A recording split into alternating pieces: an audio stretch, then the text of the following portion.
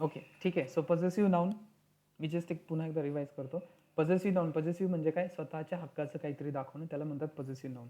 पॉझेसिव्ह noun म्हणजेच काय, एका नाउनचा दुसऱ्या नाउनवर हक्क दाखवणे, त्याला म्हणतात पॉझेसिव्ह नाउन. ठीक आहे, म्हणजे एका नाउनचा दुसऱ्या नाउनवर हक्क असणे किंवा दुसरं नाउन पहिल्या नाउनच्या अंडर असणे किंवा त्याच्या मालकीचं असणं, kind of, that is your possessive noun. म्हणजे याचा अर्थ इथं काय झालं, तुम्हाला मी सांगितलं की विच मीन्स तुम्हाला एक पॉईंट क्लिअर करून एक पॉईंट इथं क्लिअर होतं की तुमच्या इथं दोन्ही पण नाऊन असले पाहिजे. नुसतं एक नाऊन असून चालत नाही. रामची, मी फक्त रामची म्हणू शकत नाही. रामची काय, रामची गाडी, रामचं घर, काहीतरी मला लागेल. ठीक आहे, so that is possessive noun. So possessive नाऊनमध्ये बेसिक एक लॉजिकल गोष्ट लक्षात घ्या, इथं दोन नाऊन तुमचे कंपल्सरी असले पाहिजे. अँड सेकंड पॉईंट, पोझेशन दाखवण्याचं एक वे आहे, बट हा जो पहिला नाऊन असतो याला ओनर म्हणतात, as I already told you. आणि सेकंड नाऊन म्हणजे त्याचं जे काही नाऊन असेल त्याच्या हक्काचं, ते तुमचं नाऊन येईल. सेकंड पॉईंट, पोझिशन दाखवण्याचा एक वे असतो, तो इंग्लिशमध्ये तो वे आहे ॲपॉस्ट्रॉपी आणि एस. हे ॲपॉस्ट्रॉपी आहे, हे एस. ठीक आहे, बट हे ॲपॉस्ट्रॉपी इज कोणाला लावायचं, ऑलवेज फर्स्ट नाऊनला म्हणजे ओनरला लावायचं. This is very important. ठीक आहे, and you should understand these concept in deep, in depth. ठीक आहे, then and only then you can say भाई आय एम एक्सपर्ट आणि मला हे सगळं येतं. ठीक आहे, I know these are very basics but this is important. Possessive noun काय, स्वतःच्या हक्काचं काहीतरी असणं, म्हणजे इथं दोन नाऊन असणं कंपल्सरी आहे. बिकॉज नुसतं एक नाऊन असून चालत नाही. रामची, सीताची, गीताची, काय पुढे काहीतरी लागेल मला, I need noun. So again दुसरं नाऊन कंपल्सरी. सो हा त्याचा फॉर्म्युला झाला, noun apostrophe S noun, that is your possessive noun. ठीक आहे, मग purse, sorry, Sita's purse, Ram's car और Datta's class. So if you notice, Datta is again noun, class is again noun, so both are noun. आणि since I am talking about possessive noun, तर इथं मी नाऊनबद्दलच फक्त बोलते, म्हणजे इथं प्रत्येक गोष्ट नाऊनच असली पाहिजे, बिकॉज मी पोझेशन सांगते. अँड सेकंड पॉईंट मी सांगितलं होतं की आपण कुठलं काही सेंटेन्स बनवायला शिकत नाही म्हणजे ह्या पॉईंटमध्ये. We are just talking about two words. म्हणजे आपण आपलं सध्या पार्ट्स ऑफ स्पीच चालू आहे ना, as I said. Parts of speech काय असतं की तुम्हाला एक एक शब्द शिकवायला, म्हणजे एक एक शब्द शिकवतो तो आपल्याला. So we are just talking about two words, not complete sentence. हां, तुम्हाला जर सेंटेन्स बनवायचं असेल तुम्ही असं करू शकता की Ram's car is black, now this is sentence.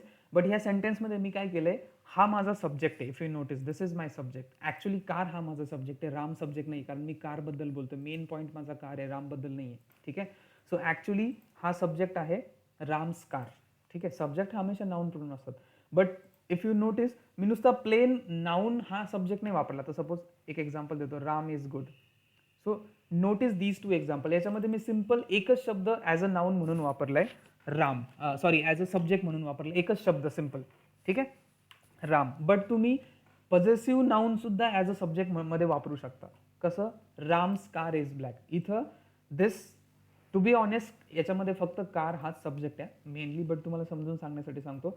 Ram's car हा कंप्लीट सब्जेक्ट आहे. इथं ही मी काय केलंय, पॉझेसिव्ह नाऊनची कन्सेप्ट वापरली ॲज अ सब्जेक्ट म्हणून.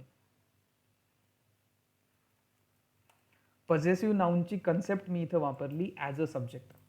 म्हणजे तुम्ही हे पॉझेसिव्ह नाऊन ॲज अ सब्जेक्टमध्ये पण वापरू शकता. बरोबर आहे ना, मला जर एखाद्याचं काहीतरी दाखवायचं आणि त्या गोष्टीबद्दल मला काहीतरी बोलायचं, म्हणजे सपोज रामची कार आहे आणि त्या कारबद्दल मला काहीतरी सांगायचं आहे, of course I have to use first possessive noun Ram's car, and then I have to make it a subject, म्हणजे तो त्याला सब्जेक्ट बनून मग त्याच्याबद्दल मी काहीतरी सांगणार की Ram's car is black. So ideally ही गोष्ट लक्षात घ्या, पॉझेसिव्ह नाऊनमध्ये आपण काही सेंटेन्स बनवायला शिकत नाही. सेंटेन्स बनवायला आपण टेन्सेसमध्ये शिकतो. We are just talking about two words. कुठले कुठले, पॉझेसिव्ह नाऊन म्हणजे पहिलं नाऊन आणि दुसरं पण नाऊन. आणि पॉझेसिव्ह नाऊन दाखवण्याचा वे कोणता आहे, apostrophe S. This is the method to show possessive noun, because प्रत्येक गोष्ट दाखवण्याची काहीतरी मेथड असते. पॉझेसिव्ह नाऊन दाखवण्याची ही मेथड आहे ॲपॉस्ट्रॉफी एस. ठीक आहे, so this is not a complete sentence, this is just a two, these are two words which we are talking about. जर सेंटेन्स बनवायचं असेल तर मग तुम्ही सेंटेन्स बनवू शकता पॉझेसिव्ह नाऊन ह्या कन्सेप्टला सब्जेक्ट बनवून. म्हणजे इथं मी एक्झाम्पल दिलंय, दोन एक्झाम्पल दिले. इथं माझा सिम्पल राम हा सब्जेक्ट होता. हा सिम्पल प्लेन एक सिंगल वर्ड माझा सब्जेक्ट आहे, सिंगल नाऊन. तुम्ही सिंगल नाऊन म्हणू शकता, सिंगल नाऊन माझा सब्जेक्ट आहे. बट इथं रामची गाडी, म्हणजे पॉझेसिव्ह नाऊन मराठीमध्ये चाचीचे तुम्ही म्हणू शकता. जर तुम्हाला इंग्लिश कन्सेप्ट कळत नसेल पॉझेशन म्हणजे काय, तर चाचीचे वालं. रामची, सीताची, गीताची, दत्ताची, चाचीचे वालं. बट इथं मी पूर्ण पॉझेसिव्ह नाऊन ही कन्सेप्ट ॲज अ सब्जेक्ट म्हणून वापरली. But to be honest, actual subject माझा कारच आहे, बिकॉज मी कारबद्दल बोलतोय, रामबद्दल नाही बोलत आहे. राम ब्लॅक आहे असं नाही म्हणत, मी कार ब्लॅक आहे असं मला म्हणायचं आहे. बट एक कन्सेप्ट समजून सांगण्यासाठी तुम्हाला सांगतो की मी इथं पॉझेसिव्ह नाऊनची कन्सेप्ट ॲज अ सब्जेक्ट म्हणून वापरली, because I am talking about actually मी राम आणि कार, बट मेनली मी कारबद्दल बोलतोय, बट कोणाच्या रामच्या कारबद्दल बोलतोय. म्हणजे तसं बघायला गेलं तर दोन्ही सब्जेक्ट आहेत, बट डीप डाऊन कार हा सब्जेक्ट आहे माझा, because I am just talking about car. ठीक आहे, clear. So this is called possessive noun. आता second point is very important, म्हणजे next point, second third fourth जो काय तुम्हाला म्हणायचं आहे. पॉझेसिव्ह नाउनचं मी तुम्हाला सांगतो, बाहेर जनरली मी आय एम नॉट सेइंग की बाकीचे classes are bad, but I am just saying की मी तुम्हाला किती लॉजिकली शिकवते. आता जनरली तुम्हाला पॉझेसिव्ह नाउनमध्ये एक 2-4 एक्झाम्पल दिले जातात जिथं तुम्ही कॉन्क्रीट नाउन वापरता, म्हणजे घर, गाडी, बंगला वगैरे. म्हणजे तुम्हाला क्लासेसमध्ये टिपिकल 2-4 एक्झाम्पल दिले जातात की Ram's, suppose Ram's flat, Ram's wife, you know, Ram's Vat ever तुम्हाला जे काय म्हणायचं, फ्रेंड, देन राम्स हाऊस, ठीक आहे, राम्स कार, ओके. और जास्तीत जास्त तुम्ही काय, राम्स लँड म्हणजे त्याची जमीन, काइंड ऑफ. ठीक आहे. आता इथं काय होतं माहिती आहे का, these are very limited example. इथं तुम्हाला लिमिटेड एक्झाम्पल दिलं, तर त्यामुळे तुम्हाला पॉझेसिव्ह नाउनमध्ये मुलांना एवढंच कळतं. मुलांना वाटतं की फक्त प्रॉपर्टी रिलेटेडच फक्त पोझेशन दाखवलं जातं, कारण घर, गाडी, फ्लॅट, बंगला म्हणजे जे माझी मालमत्ता आहे. बट असं नाही आहे. दिस इज ॲब्सोल्युटली मिसअंडरस्टँडिंग और whatever you say. But possessive नाउनमध्ये फक्त घर, गाडी, बंगला आणि प्रॉपर्टीज दाखवली जाते, मालमत्ता दाखवली जाते, असं नाही आहे. का नाही आहे? कारण थोडंसं लॉजिकली बघा, इथं मी काय यूज केलंय, नाऊन यूज केले. नाऊनमध्ये काय फक्त प्रॉपर्टीज येते का हो? नाऊनमध्ये काय काय येतं मी सांगितलं होतं. नाऊनमध्ये प्राणी येतो, पक्षी येतं, निर्जीव गोष्टी येतात. Everything in the word is a noun. नाऊनमध्ये येऊन ॲबस्ट्रॅक्ट नाऊन सुद्धा येऊ शकतं. आता हे सगळे कॉन्क्रीट नाऊन झाले, ज्याला आपण टच करू शकतो, फील करू शकतो. कॉन्क्रीट नाऊन म्हणजे काय, ज्यांना आपण पाहू शकतो. Flat I can see, wife I can see, house I can see, car I can see, land I can see. ठीक आहे. और अजून जास्तीत जास्त सपोज पेन, रामचा पेन, राम्स हॅट, रामची हॅट. मग हे काय होतं, मुलांना खूप लिमिटेड नॉलेज यायला लागतं फक्त, आणि त्यांना असं वाटतं अरे मला आली इंग्लिश. बट असं नाही आहे. सी, तुम्ही फक्त प्रॉपर्टीज दाखवू शकता असं नाही, बिकॉज इथं नीट समजून घ्या. इथं मी काय लिहिलंय ह्या फॉर्म्युल्यामध्ये, की हे तर ठीक आहे, इथं फक्त मी आता सजीव गोष्टीबद्दलच बोलते, म्हणजे नाऊनबद्दल बोलते, म्हणजे इथं फक्त माणसांचंच नाव येईल, Ram, Shyam, Geeta, Sita. But this noun can be anything. Anything means काय, म्हणजे तो पर्सन असू शकतो, प्लेस असू शकते, थिंग असू शकतं, ॲनिमल असू शकतं, even concrete. Mostly main important चीज म्हणजे ॲबस्ट्रॅक्ट नाऊन सुद्धा असू शकतं. ॲबस्ट्रॅक्ट नाऊन म्हणजे कसं, मी हे सुद्धा म्हणू शकतो ना, रामचा घर, गाडी, फ्लॅट इथपर्यंत ठीक आहे. But I can also say Ram's meeting. Meeting is what, again noun. मी हे पण म्हणू शकतो Ram's confidence. Confidence is what, again noun. See, why am telling these examples, because मुलं खूप लिमिटेड विचार करतात, बिकॉज त्यांना तेवढं लिमिटेड शिकवलं जातं. दे डोंट इवन थिंक की अच्छा हे नाऊन आहे, म्हणजे आपण नाऊनमध्ये बरंच काही लावू शकतो. बिकॉज याच्यासाठी तुम्हाला नाऊनची सगळी कन्सेप्ट आठवावी लागेल, म्हणजे नाऊनची logical concept. Noun is what, everything in the word is a noun. मग इथं तुम्ही काहीही लावू शकता ना. तुम्ही इथं निर्जीव गोष्ट लावू शकता, त्याचं रिलेटिव्ह म्हणजे माणसाबद्दल बोलू शकता, जे आपण वरती बोललंच आहे. Then you can use non living things also, जसं पेन आहे, हॅट आहे. Mostly you can use we can use concrete noun also, sorry abstract noun. For example Ram's luck, this is again possessive noun, रामचं luck. Okay. Then Ram's love, त्याचं जे प्रेम आहे कोणाबद्दल जरी असेल, रामचं सीताबद्दल प्रेम वगैरे, दिस इज अगेन पॉझेसिव्ह नाऊन ना. Y, because love is known, Ram is noun. So understand this concept logically. असं नाही, कारण मला माहिती आहे, आय हॅव सीन पीपल की त्यांना असं वाटतं प्रॉपर्टी, मालमत्तेच फक्त पोझेशन सांगितलं तर मग त्यांना एक्झाम्पल जर विचारले तर 2-4 एक्झाम्पल सांगतात. हां, राम्स गाडी, पेन, टीव्ही, फ्लॅट वगैरे, that's it. But if you notice, जर तुम्ही लॉजिकली समजून घेतलं, ही नाऊन आहे. नाऊनमध्ये काहीही येऊ शकतं, जगातली प्रत्येक गोष्ट ही नाऊन आहे. ठीक आहे. राम्स लव सुद्धा येऊ शकतं. जस्ट एक एक्झाम्पल म्हणून घेतो मी, don't take it seriously. Ram's death, त्याचा मृत्यू, this is again possessive noun. So don't have that limited mentality की फक्त नाऊनमध्ये प्रॉपर्टीज येऊ शकते. नो, पॉझेसिव्ह, बिकॉज म्हणजे पॉझेसिव्ह नाऊनमध्ये, सॉरी, बिकॉज हे काय, हा फॉर्म्युला नीट समजून घ्या. Noun apostrophe S noun. So this noun, because जगातली प्रत्येक गोष्ट ही नाऊन आहे. तुम्ही हे पण म्हणू शकता ना, राम्स थेरी, रामची जी थेरी आहे, किंवा सिम्पल एक्झाम्पल घेतो, रामची जी मेथड आहे. और I can say Datta's teaching method. Actually I am talking about method. So Datta हे माझं ओनर झालं, and this is my again next noun, second noun, जे मी तुम्हाला आत्ता बोललो होतो. Getting it with logical things, logical sense. See, method is again a noun, त्याची शिकवण्याची मेथड, किंवा टीचिंग मी काढून टाकतो, यू कॅन से मेथड. और दत्ताची मिस्टेक असेल, एखादी मिस्टेक त्याच्याकडनं झाली असेल, right, we can also use this ना. बट हे मुलांना तोपर्यंत समजत नाही जोपर्यंत तुम्ही लॉजिकली विचार करत नाही.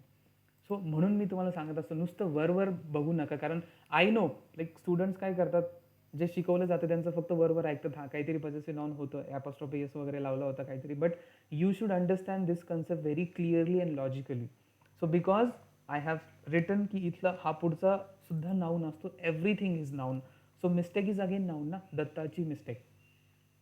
सो डोंट फील की फक्त प्रॉपर्टी किंवा हेच पॉझेसिव्ह नाऊनमध्ये येतं, असं नाही आहे. ठीक आहे, this is very important. So you can use any type of noun because everything in the word is a noun. Datta's meeting, anything. Or again I can say, suppose same example घेतो, or I'll say Sam's idea. सॅमची जी idea होती ती खूप छान होती.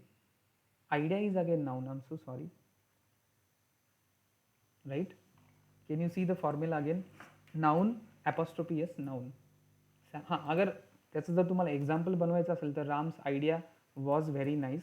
तुम्ही example create करू शकता. बिकॉज आय टोल्ड यू, आपण इथं आता सध्या सेंटेन्स नाही बनवते. We are not talking about sentences और we are not learning sentences. We are just learning 2 words. कारण तुमची जस्ट सुरुवात आहे इनिशियली. पॉझेसिव्ह नाऊनमध्ये किंवा हा पार्ट्स ऑफ स्पीच चालू आहे, तर मग पार्ट्स ऑफ स्पीचमध्ये आपण फक्त शब्द शिकतो, नॉट सेंटेन्स. हां, ते शब्द मिळून आपण सेंटेन्स बनवू शकतो. जसं मी इथं नाऊन, त्यानंतर वर्ब, त्यानंतर अजून ॲडजेक्टिव्ह मिळून तुम्ही एक सेंटेन्स बनवले. But my point is that these are 2 simply words. म्हणजे पॉझेसिव्ह नाऊनमध्ये आपण फक्त 2 वर्ड शिकतोय, नॉट अ सेंटेन्स. ठीक आहे. So Sam's idea, this is again position ना. So don't have that limited thinking. आता हा पॉईंट मी तुम्हाला काय सांगितला, because people have that limited thinking. ठीक आहे, clear? So this is the second point in possessive noun. And this is very important की पुढचं जे नाऊन असतं, म्हणून मी इथे लिहिलं नाऊनचं फॉर्म्युला काय, नाऊन ॲपॉस्ट्रॉफी एस नाऊन. ठीक आहे. सो तुम्ही पुढचं नाऊन काही लावू शकता. Suppose for example we can also use abstract noun. So Ram's confidence, Gita's luck, Datta's trust, और गांधीजीज डेथ, और people's love. Because people is again noun, जो ओनर आहे. Love is again noun. Gandhiji again noun. Death is again noun. Datta noun. Trust noun. Gita noun. Luck noun. Ram noun. Confidence noun. Clear?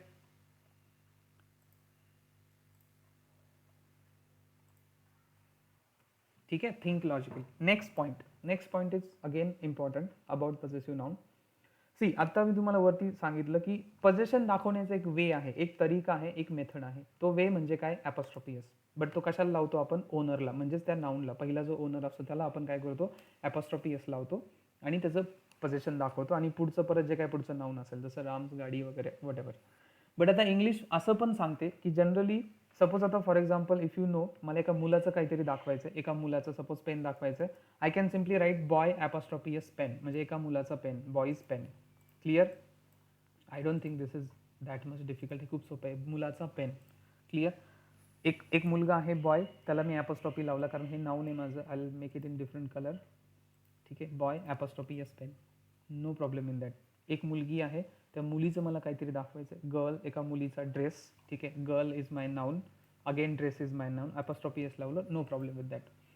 आता problem काय झाला होता, problem असं झालं होतं जेव्हा ग्रामर लिहिलं जात होतं, म्हणजे जेव्हा ग्रामरियन्स ग्रामर लिहितात, व्याकरणकार, त्यांच्या एक गोष्ट लक्षात आली की ठीक आहे, बॉय हे एक नाऊन आहे, त्यातल्या त्यात हे कॉमन नाऊन आहे. हे मी तुम्हाला सांगितलं नाही, it's okay.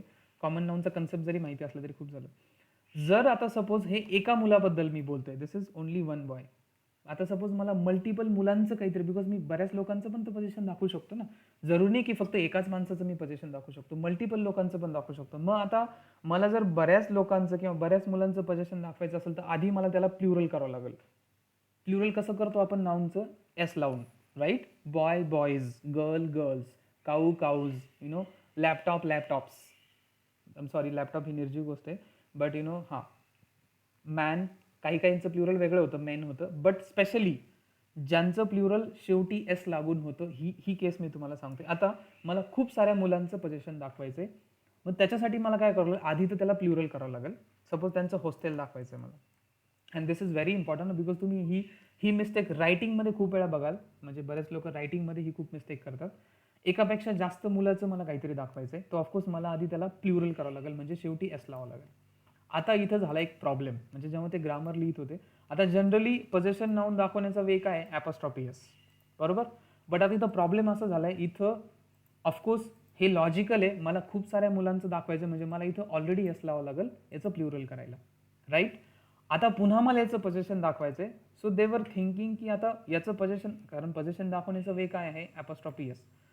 So they were thinking की मग जनरली असं पाहिजे की बॉईज म्हणजे त्याचं प्लुरल केलं आणि पुन्हा ॲपॉस्ट्रॉफी एस लावलं, ठीक आहे. But this is not the way, ठीक आहे. मग त्यांनी एक अजून एक वे शोधून काढला, right. So they have like written this thing की आता हे जे बॉईज आहे म्हणजे याचं प्लुरल ऑलरेडी एसने होते, मग अशा वेळी काय करायचं माहिती आहे का, त्याचं पोझिशन दाखवताना हा जो पुढचा पोझिशन आपण कशाने दाखवतो, ॲपॉस्ट्रॉफी आणि एसने. बट जर एखादं नाऊनचे स्पेलिंग किंवा एखाद्या नाऊनच्या स्पेलिंगमध्ये शेवटी जर ऑलरेडी एस येत असेल, जसं इथं झालंय प्लुरल करताना, तर मग त्याचं पोझिशन दाखवताना फक्त ॲपॉस्ट्रॉफी लावा, एस लावू नका. दिस इज द वे, ठीक आहे. I am repeating it again, ठीक आहे. पोझिशन दाखवण्याचा वे काय आहे, ॲपॉस्ट्रॉफी एस, राईट. बट आता सपोज जसं इथे एक्झाम्पल मी दिलं, एका मुलाचा पेन दाखवायचं होतं, fine no problem, boy apostrophe S pen, not an issue. But आता suppose if I want show position of multiple people और मल्टिपल थिंग्स, म्हणजे आता एकापेक्षा जास्त मुलांचं मला पोझिशन दाखवायचं आहे, मला काय करावं लागेल, फर्स्ट त्याला आधी प्लुरलमध्ये घेऊन जावं लागेल, बरोबर, म्हणजे एस लावावं लागेल, बॉईज एकापेक्षा जास्त. बट आता त्याचं पोझिशन करताना मला पुन्हा ॲपॉस्ट्रॉफी आणि परत एस लावून चालणार नाही, बिकॉज एस हा ऑलरेडी आलाय. मग त्यांनी काय रूल बनवला की the rule is that or the way is that, मग हा दुसरा वे झाला पोझिशन दाखवण्याचं. म्हणजे जर तुमचं नाऊन किंवा नाऊनची स्पेलिंग मध्ये जर शेवटी जर ऑलरेडी एस येत असेल किंवा एस सारखा साऊंड येत असेल, तर तिथं पोझिशन दाखवताना फक्त ॲपॉस्ट्रॉफी लावायचा, एस लावायचा नाही. सेम विथ गर्ल्स, मला एकापेक्षा जास्त मुलींचं काहीतरी दाखवायचं, तो पहिलं मी गर्ल्स त्याला प्लुरल करणार, सपोज त्यांची पार्टी दाखवायची. बट आता दिस इज रॉंग ना, बिकॉज मला पोझिशन दाखवायचं आहे. पोझिशन तर हे ॲपॉस्ट्रॉफी एस शिवाय तर तुम्ही असं तर म्हणू शकत नाही, girl party, right. So now I have to show the position. But if you notice याच्या स्पेलिंगमध्ये ऑलरेडी एस आलाय, ठीक आहे. सो अशा वेळी आपण काय करतो, फक्त ॲपॉस्ट्रॉफी लावतो. म्हणून तुम्ही असं बऱ्याच ठिकाणी असं बघितलं असेल, न्यूजपेपरमध्ये किंवा कुठे रिटर्नमध्ये, स्पेशली रायटिंगमध्ये, की फक्त ॲपॉस्ट्रॉफी आहे आणि पुढे काहीच नाही आहे. So this is that case, ठीक आहे. मग which makes the second rule की suppose if a noun already has S at the end in it spelling, त्याच्या स्पेलिंगमध्ये जर ऑलरेडी एस असेल, then use only apostrophe. Do not use S again. परत S use नाही करायचा. S म्हणजे कोणता, कारण पोझिशन दाखवण्याचा हा वे आहे ना, apostrophe N S. So do not use S again, because तो ऑलरेडी एसने एंड होत आहे. So this is the second way. For example if you notice, worker आहेत, आता खूप सारे वर्कर्स, ठीक आहे. एक वर्कर असता तर नो प्रॉब्लेम, एका वर्करचं काहीतरी मला काम दाखवायचं किंवा एका वर्करचा परफॉर्मन्स दाखवायचा, तो एक वर्कर आहे, त्याचा परफॉर्मन्स मला बोलायचं की त्याचा वर्करचा परफॉर्मन्स चांगला आहे, whatever, because performance is again noun, ठीक आहे. पोझिशन म्हणजे हा ओनर आहे, त्याला ॲपॉस्ट्रॉफी एस लावला, परफॉर्मन्स. बट आता suppose what I am trying to do is like मला एकापेक्षा जास्त वर्करबद्दल बोलायचं, म्हणजे मला आधी त्याचं प्लुरल करावं लागेल, वर्कर्स. आणि त्या वर्कर्सचं मला की त्यांनी काहीतरी डिमांड केली आहे किंवा स्ट्राईक केलं त्या वर्कर्सनी, मग अशा वेळी मला फक्त ॲपॉस्ट्रॉफी एस लावावं लागणार आहे, डिमांड. मी पुन्हा इथं एस लावू शकत नाही, ठीक आहे. Y, because it has S at the end already, त्याच्या स्पेलिंगमध्ये ऑलरेडी एस आहे. So like for example, another example is that doctor, खूप सारे डॉक्टर आहेत, त्यांची स्ट्राईक, म्हणजे खूप साऱ्या डॉक्टरांची स्ट्राईक दाखवायची, तर ऑलरेडी त्याला प्लुरल केले, मग ॲपॉस्ट्रॉफी एस. मग जनरली हाच रूल मी फॉलो करतो ऑलवेज. कधी कधी असं होतं की काही काही सिंग्युलर नाऊन पण असतं, स्पेशली एखाद्या माणसाचं नाव असतं हेन्स. आता हेन्स हा एकच माणूस आहे, याचं काही प्लुरल नाही केलं, this is the only single person, ठीक आहे. बट त्याचं नावाचं स्पेलिंगच तशी आहे की हेन्स, त्याचं नाव आहे असं हेन्स. तो जनरली कधी कधी असे पण करतात लोक, ॲपॉस्ट्रॉफी एस पण लावतात, बिकॉज हा सिंगल पर्सन आहे. But I don't follow this rule, because अजून कन्फ्युजन होतं. सो इट्स बेटर की तुम्हाला जिथं जिथं नाऊनच्या शेवटी एस दिसतंय किंवा एस सारखा साऊंड येतोय, फक्त ॲपॉस्ट्रॉफी लावा. सपोज हेन्सचं हाऊस दाखवायचं, हेन्स या माणसाचं तुम्हाला घर दाखवायचं, हेन्सचं हाऊस, तो हेन्स फक्त ॲपॉस्ट्रॉफी अँड देन हाऊस, ठीक आहे. So this is the second method of showing position. First one is apostrophe S, second one is just apostrophe, कधी when its spelling has S at the end already, ठीक आहे. This is the second method of showing apostrophe. Clear? Any confusion, any doubts, anyone? Third and most important point मी घेतो लगेच, because that's important. Second is, हे आता आपण जे position बघितलं हे सगळं लिव्हिंग थिंग्सचं पोझिशन होतं, म्हणजे सजीव लोकांचं पोझिशन होतं. Let's talk about non living thing. आता हे पण खूप लोकांना माहीत नाही. This is also important. Non living thing. Non living thing म्हणजेच काय, निर्जीव गोष्टी. आता सपोज मला टेबलचा लेग दाखवायचा, मी काय करणार, टेबल्स लेग, ठीक आहे. किंवा लॅपटॉपचं चार्जर दाखवायचं आहे मला, सो लॅपटॉप्स चार्जर, ठीक आहे. और पेन आहे, पेनचं मला त्या पेनची कॅप दाखवायची, टोपन, सो पेन्स कॅप. और एखादं घर आहे, त्याचं मला रूफ दाखवायचं, हाऊस, तर हाऊसेस रूफ, राईट. जनरली कारण आपण ब्लाइंडली सगळं असंच फॉलो करतो ना, की आपल्याला शिकवलं जातं की ॲपॉस्ट्रॉफी एस लावून पोझिशन दाखवायचं, ॲपॉस्ट्रॉफी एस लावून पोझिशन दाखवायचं. But guys, this all everything is wrong, ठीक आहे. निर्जीव गोष्टीचं पोझिशन कधीच आपण ॲपॉस्ट्रॉफी एस लावून दाखवू शकत नाही. This is completely wrong. हे पॉसिबल नाही आहे. आणि त्याच्यामागचं लॉजिक पण आहे, आणि ते एकदम अंडरस्टँडेबल लॉजिक आहे, किंवा what you say logical logic आहे, की असं का होत नाही. I tell you the logic, की असं का नसतं. नॉन लिव्हिंग थिंगचं पोझिशन तुम्ही कधीच ॲपॉस्ट्रॉफी एस लावून दाखवू शकत नाही. Not possible at all. त्याचं रिझन सांगतो. सी, जेव्हा तुम्ही एखाद्या सजीव व्यक्तीचं पोझिशन दाखवता, सपोज आता फॉर एक्झाम्पल सॅम्स आयडिया, याचा अर्थ काय असतो माहिती आहे का, ही ॲक्च्युली सॅमचीच आयडिया असते. ऑफकोर्स पोझिशन म्हणजे काय, सपोज सॅमनी एखादी गोष्ट सांगितली, ती सॅमचीच आहे ना, बरोबर. रामची एखादी मेथड आहे, ऑफकोर्स ती रामची, ती दुसऱ्या कोणाची असू शकत नाही. म्हणजे तुम्ही त्याला रिप्लेस नाही करू शकत. किंवा आता सपोज रामचा फ्लॅट आहे, जोपर्यंत ते फ्लॅट सेल करत नाही तोपर्यंत तो त्याचाच असतो. म्हणजे याचा अर्थ काय, जे सजीव लोक असतात, लिव्हिंग थिंग, त्यांच्या स्वतःच्या हक्काचं काहीतरी असतं. बट निर्जीव गोष्टीचं स्वतःच्या हक्काचं असं काहीच नसतं. म्हणजे what I mean is that, आता सपोज लॅपटॉपचं चार्जर आहे, मला सांगा, जेव्हा मी लॅपटॉपचं चार्जर, मी कुठल्याही लॅपटॉपचं चार्जर कुठल्याही लॅपटॉपला लावू शकतो की नाही, म्हणजे सेम कंपनीचं असेल तर ऑफकोर्स लावू शकतो. म्हणजेच काय, यांचे जे पार्ट असतात, किंवा हे यांचं जे काही पोझिशन मी पुढे दाखवलं, हे रिप्लेसेबल असतं. म्हणजे तुम्ही एकमेकांचं काढून एकमेकांना लावू शकता. एका पेनचं कॅप किंवा टोपन दुसऱ्या पेनला मी लावू शकतो, जर सेम पेन असेल तर ऑफकोर्स लावू शकतो. म्हणजे तुम्ही सजीव लोकांसारखं असं कुठं काय म्हणतो आपण, न्यायालयीन हक्क त्याच्यावर नसतो. आता सपोज फॉर एक्झाम्पल रामचा फ्लॅट आहे, रामचा त्या फ्लॅटवर कायदेशीर हक्क असतो, म्हणजे तो त्याचाच असतो. बट जेव्हा तुम्ही लॅपटॉप विकत आणता, सो तुम्ही असं काही कुठं स्टॅम्प पेपरवर लिहून नाही आणत की आता हे जे चार्जर आहे ना, हे आता आयुष्यभर लॅपटॉपचंच असणार आहे. नो. बट सजीव गोष्टीचं तसं असतं, निर्जीवचं तसं नसतं. म्हणजे त्याचा अर्थ काय, what I mean is that, निर्जीव गोष्टीचं हक्काचं असं काहीतरी नसतं, त्यांच्या हक्काचं नसतं. म्हणजे we can replace their parts, किंवा त्यांचं पोझिशन आपण रिप्लेस करू शकतो. म्हणून त्यांचं पोझिशन ॲपॉस्ट्रॉफी एसने दाखवलं जात नाही. This is very very important. You can replace its the non living things का पोझिशन. म्हणजे त्याचं जे काही पोझिशन तुम्ही दाखवलं, एका लॅपटॉपचं चार्जर दुसऱ्या लॅपटॉपला तुम्ही लावू शकता, एका लॅपटॉपची बॅटरी दुसऱ्या लॅपटॉपला लावू शकता, if it is the same battery, और मोबाईलचं असेल battery charger, anything. So English असे मानते, and that is valid. English is काय, it should be valid for everyone, की निर्जीव गोष्टीचं स्वतःचा हक्काच असं काही नसतं, किंवा आपण त्यांचं काय असं आयुष्यभर त्यांचं बनवून नाही ठेवत. म्हणजे सपोज जर मी एखाद्या लॅपटॉपचं चार्जर आणलं किंवा लॅपटॉपची बॅटरी आणली, आय कॅनॉट से की आता ही आयुष्यभर ह्याच लॅपटॉपची असणार आहे. जसं आपण एखाद्या गोष्टीवर कायदेशीर हक्क मिळवतो, तसं निर्जीव गोष्टी कायदेशीर हक्क मिळवत नाही. That is why we cannot show position of non living things using apostrophe S. ठीक आहे. So it is not possible in English. If you are saying की हां ॲपॉस्ट्रॉफी एस लावू शकतो, दिस इज ॲब्सोल्युटली रॉंग. मग then next question comes in mind की what should we do then, म्हणजे काय, व्हॉट शुड वी यूज. जर apostrophe S नाही वापरायचं तर मग काय वापरायचं. एक तर तुम्ही सिम्पल आहे, डायरेक्ट ॲपॉस्ट्रॉफी एसच काढून टाका. म्हणजे तुम्ही नाऊन अँड नाऊन डायरेक्ट असं लावू शकता, table leg, laptop charger, pen cap असं करू शकता. किंवा if you know of the वाला एक स्ट्रक्चर आहे, ऑफ द वाला स्ट्रक्चर तुम्ही लावू शकता. बट इथं तुम्हाला आता उलटं करावं लागेल, म्हणजे तुम्हाला ओनरला नंतर घेऊन जावं लागेल. म्हणजेच तुम्हाला काय करावं लागेल, charger of the laptop. Even सजीव गोष्टीमध्ये पण you can do that, laptop of the वाला थिंग. मेथड ऑफ रॅम असं पण म्हणू शकता, किंवा रॅम्स मेथड असंही म्हणू शकता. That is fine. But make sure निर्जीव गोष्टी में you cannot show their position using apostrophe S. Houses roof नाही होणार, roof of the house, because you can change. मी एका हाऊसचं रूप किती वेळा तोडून नवीन बसवू शकतो ना, नवीन बनवू शकतो, राईट. That's possible. टेबलचा लेग, एका टेबलचा लेग पॉसिबल आहे, नॉट ऑलवेज, बट रेअर केसमध्ये पॉसिबल आहे. मी एका टेबलचा लेग तो काढून दुसऱ्या टेबलला लावू शकतो, किंवा वेल्डिंग करू शकतो, वॉट एव्हर. म्हणजे इट कॅन बी रिप्लेसेबल. ठीक आहे, parts can be replaceable. That's why निर्जीव things do not own anything, म्हणजे त्यांच्या हक्काचं असं काही नसतं. म्हणून निर्जीव गोष्टीचं पोझिशन आपण ॲपॉस्ट्रॉफी एसने कधीच दाखवत नाही. या तो सिम्पली रिमूव्ह एस, म्हणजे तुम्ही फक्त टेबल लेग, लॅपटॉप चार्जर असं करू शकता, और you can use of the structure.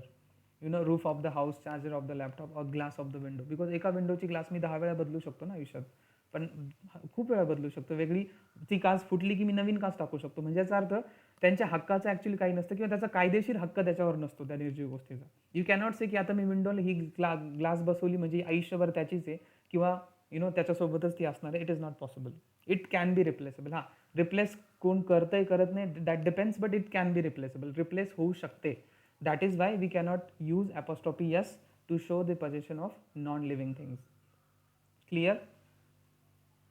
And last point मी क्लिअर करतो. But if you notice few example, today's birthday, one day's journey और वन टर्न्स वेट और वीक्स हॉलिडे, एका वीकचा हॉलिडे.